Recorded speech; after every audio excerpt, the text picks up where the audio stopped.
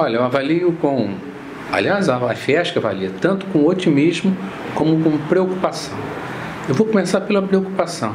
Qual é a preocupação básica? É que o Brasil, como está passando por esse problema de ajuste fiscal, significa dizer que tem menos liquidez no mercado, tem menos dinheiro circulando. Quando tem menos dinheiro circulando, tudo fica mais difícil.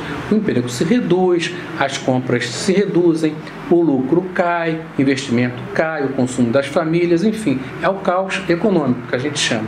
Então a preocupação é essa, né? Nós estamos passando por um ajuste, temos que fazer esse ajuste, é inevitável, mas a dose do remédio está muito amarga. E isso acaba prejudicando, você entende, Gabriela? É assim, ó, além disso, a questão do otimismo é porque os empresários de Santa Catarina são diferentes realmente. Olha só, de 2015 a 2017, eles estão planejando investir 4,4 bilhões de reais nas indústrias de Santa Catarina. Isso é muito dinheiro. É menos um pouco do que foi projetado no triênio anterior. Mas é muito dinheiro, né? E principalmente o mais saudável disso é que o investimento ele é feito baseado nas aplicações em tecnologia, ou seja, nós estamos querendo mudar o perfil da economia catarinense de exportação, de produção e exportação. Em lugar de ser baseado somente em commodities, basear nos produtos de tecnologia, porque é fácil. A tecnologia, você pega aqui esse celular, a tecnologia você coloca o preço que você quiser, porque o teu competidor nem sempre ele tem a mesma tecnologia que você. A commodity, seja soja, seja um minério de ferro, o mercado é que disciplina o preço, você entende? Então é uma diferença muito grande. Teve um economista argentino chamado Raul Prebisch, na década de 60 e 50, que ele dizia o seguinte, que circularmente quem investe muito, quem trabalha muito na economia internacional com exportação de commodities, tende a ter um desempenho internacional, econômico internacional, inferior a quem, evidentemente, investe em tecnologia. Isso é verdade, está sendo provado. As exportações de Santa Catarina, elas caíram muito no valor agregado nos últimos 10 anos, entendeu? E isso impacta negativamente a nossa receita de exportação.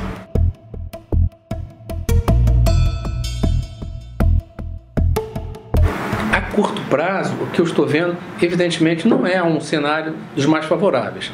Pelo contrário, é um cenário de restrição, é um cenário de contenção de gastos, como eu falei há pouco, e é um cenário de desemprego também, né? Tanto no cenário público como no cenário privado. Nós já temos, por exemplo, no cenário público, a gente se o público não demite. Lá em Chapecó, por exemplo, nós estamos vendo que o prefeito lá está tomando algumas medidas para diminuir o quadro de pessoal. E isso aqui na Grande Florianópolis também já começa a aflorar. No estado de Santa Catarina deve ter um plano de demissão, daqui a pouco o governo vai fazer, para, diminuir a carga relativa aos empregados na folha de pagamento. Por quê? Porque nós temos um limite prudencial pela lei de responsabilidade fiscal e esse limite já está sendo atingido. Faltam poucos décimos para a gente atingir esse limite. Isso é péssimo para o Estado. Então o Estado provavelmente vai dar incentivo para o pessoal se demitir e tal, e para poder aliviar um pouco a folha de pagamento. No setor privado eu vejo da mesma forma.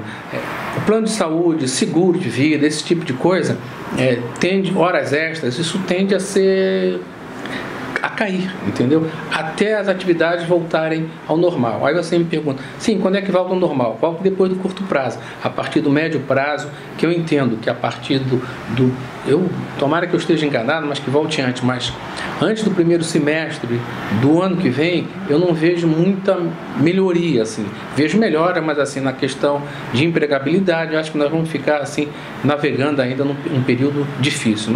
O final do ano, geralmente esquenta um pouquinho mais, porque as compras de Natal movimentam o comércio, né? E aí movimenta a indústria, movimenta todo mundo. Mas nós no curto prazo, tanto no setor público como privado, está difícil. No longo prazo, no médio prazo, nós vamos começar a ter uma melhora gradual. E no longo prazo, esse país é totalmente viável.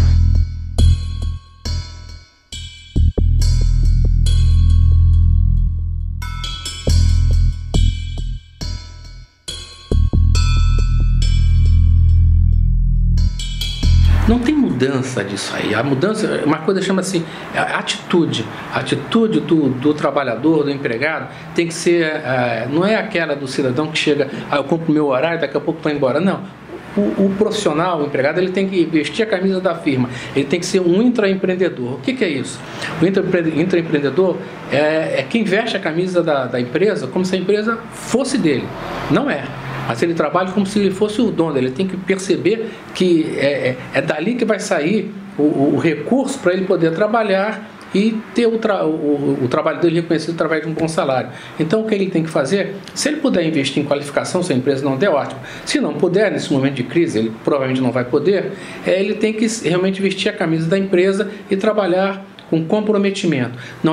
Ele não é não tem que se servir da empresa, ele é um servidor da empresa, até para usar um termo público, né? Geralmente o funcionário público é chamado de servidor. Por quê? É para servir a população. O cidadão que é profissional de empresa privada, ele tem que pensar nisso, eu estou aqui para servir a empresa, não para me servir dela. Para quem está desempregado e entrar no mercado, a melhor coisa que existe é você ter uma rede de contatos, é o tal do network que chamam, né? Eu não gosto de usar muito a palavra americana, embora eu tenha formação lá e tal, mas assim, uma rede de contatos é a melhor forma para você tentar chegar em algum lugar.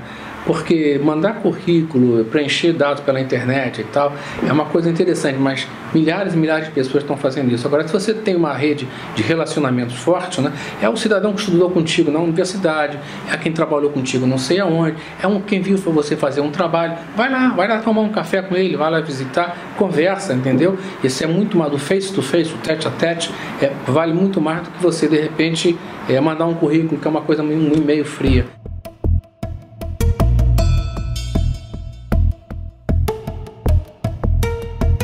Olha, em relação ao país e ao sul do país, Santa Catarina está muito bem na foto. Agora, só tem um detalhe: o futuro é uma coisa, é algo que a gente fica preocupado, porque tem um aspecto aí que é fundamental, que é o cenário político, né? Um cenário político incerto faz com que os empresários fiquem com certas dúvidas em relação a investir essa coisa toda. Mas Santa Catarina, por exemplo, nos 5 primeiros meses do ano, ela teve uma relação entre empregos gerados e desligamentos de emprego de um crescimento de 1,8%. A região sul teve um crescimento de 1,1% e o Brasil um decréscimo de 1,2%. Então, assim, e nos últimos 12 meses, a coisa muda um pouco de figura, mas ainda assim o resultado é negativo. Mas ainda assim o resultado negativo de Santa Catarina, de 1,7%, é inferior ao resultado negativo da região sul como um todo, de 3,1%, e do Brasil, de 4,4%. Ou seja, Santa Catarina, ainda que nos 12 meses que encerram em maio e vão para trás, ela esteja assim com um cenário de queda de 1,7%, né? Essa queda não é uma queda tão violenta como foi no Brasil e na região sul como um todo. E nos 5 primeiros meses do ano, ou seja, você comparando com o último dado, que é o de dezembro, cresceu quase 2%, enquanto a região sul como um todo cresceu 1%, 1,1%, e o Brasil decresceu 1,2%. Ou seja, isso aí gera um certo otimismo e uma certa preocupação, como eu falei no início da nossa conversa.